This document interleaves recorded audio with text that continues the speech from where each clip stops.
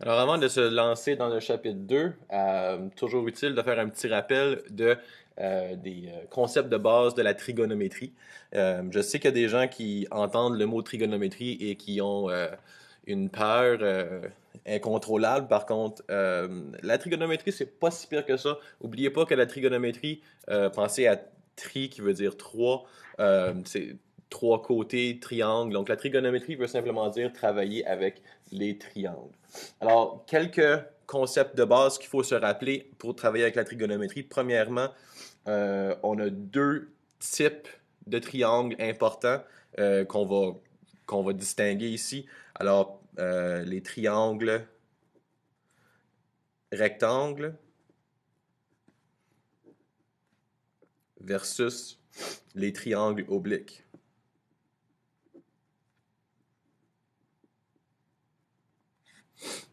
Alors, si vous vous rappelez la distinction, un triangle rectangle est un triangle qui a un angle de 90 degrés. Donc ça, c'est la propriété importante d'un triangle rectangle, tandis qu'un triangle oblique a aucun angle de 90 degrés. Donc c'est vraiment juste ça la différence.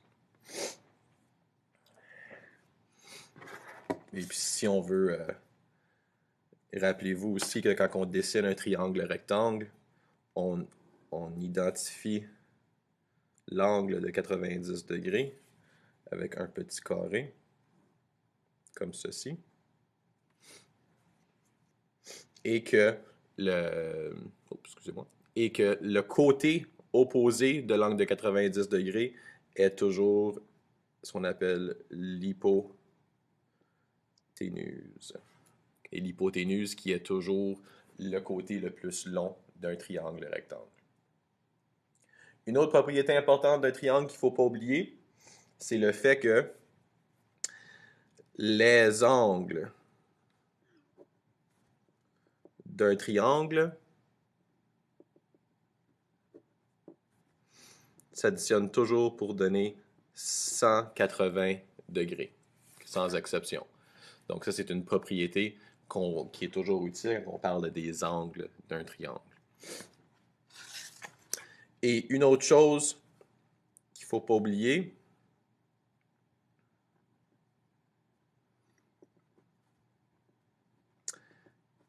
l'identification des angles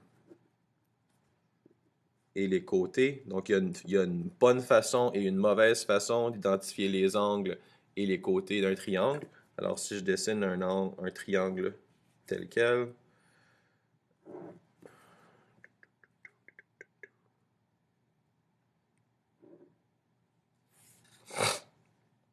excusez-moi, j'ai un petit peu de rhume ce matin.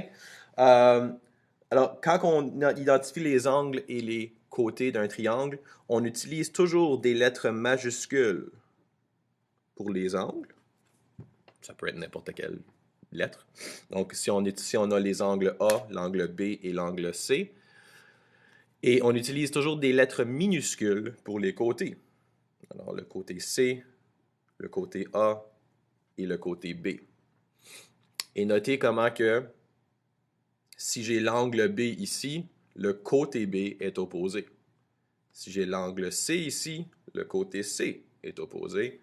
Angle A, côté A.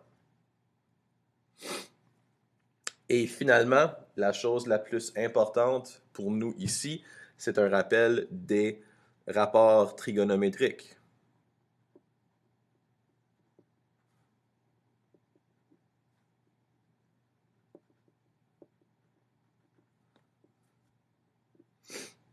Et moi, j'utilise toujours une petite expression japonaise pour me rappeler des rapports trigonométriques. Sokato! Excusez. Okay. Alors, so, ka, toa. Sokatoa! OK? Qui fait référence à nos trois rapports trigonométriques. Alors, le so c'est parce qu'on dit que sin θ est égal à opposé sur hypoténuse. Donc, sinus opposé hypoténuse. Le cosinus de θ est égal à adjacent sur hypoténuse. Ça, c'est le cas. Et la tangente de θ est égale à opposé sur adjacent. Alors, SOHCAHTOA. SOHCAHTOA. Sinus est égal à opposé sur hypoténuse. Cosinus est égal à adjacent sur hypoténuse. Tangente est égale à opposé sur adjacent. Donc, ça, on parle du rapport entre les angles et les côtés. Et n'oubliez pas que θ, le symbole ici, là, c'est comme une variable. C'est comme dire x. C'est une valeur qu'on ne connaît pas, mais c'est une valeur d'angle qu'on ne connaît pas. Et très important, okay, SOHCAHTOA s'applique seulement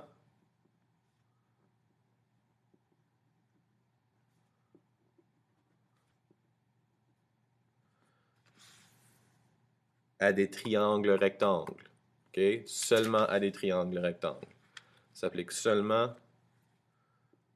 à des triangles rectangles.